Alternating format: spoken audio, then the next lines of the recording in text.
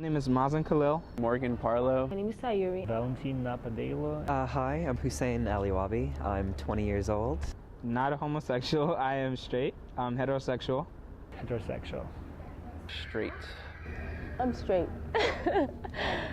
I'm for men. I'm gay. I came out, I was in high school. I was 15, I believe.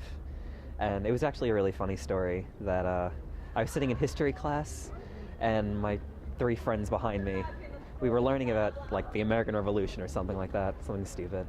And they were like, yo, hussy. And I turn around and I'm like, what? And they were like, just come out of the closet already. Like, you're gay. And I'm like, I thought about it for a little and I was like, you know what, I am.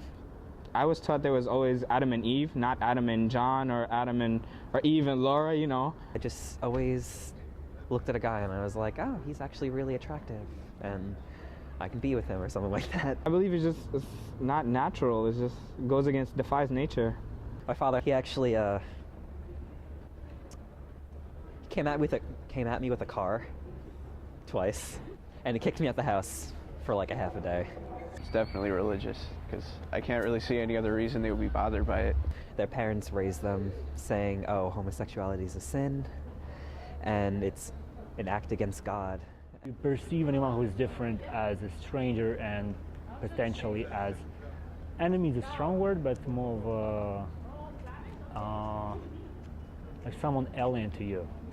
I have felt that way at one point. My friends were like, oh, it'll get better, just don't worry about it. But just that you're at that pit, you're just so lost and wrapped around in everything that's going on. Yeah, I heard that story. He was a college student, he was a freshman, he had just started.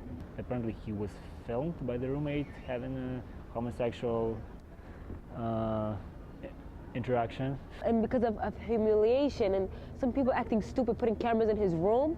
That being filmed, and I don't know if there was actual pressure after that, ridicule, he experienced ridicule or he expected it. That he didn't find anyone to talk to or anyone to just vent or someone to support him through that. It's too bad he felt that he had no way out other than jump. Probably wanted to just joke around and laugh. But what might be funny to you might not be funny to somebody else. It's like a snowball effect. So once the ball keeps rolling, it just gets bigger and bigger and everyone just really follows along or gets caught up in it. If you're homosexual, you will encounter people who will treat you like mud, that's for sure. People get picked on for many different reasons, because they're gay, because they're pregnant, or because they're a different ethnicity or race than everyone around them. Just they look different. I mean, people get picked on for just anything, any little thing. People are very petty. People will always judge.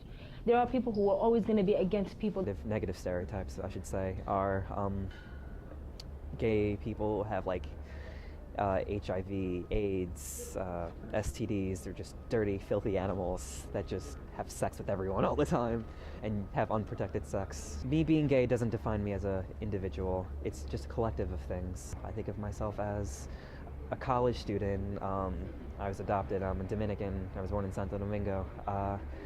I just think of all these collective things that make me one individual.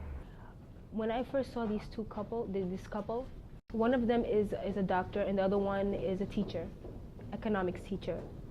He worked pretty hard. As a child, he was teased and he just grew up and he accepted himself.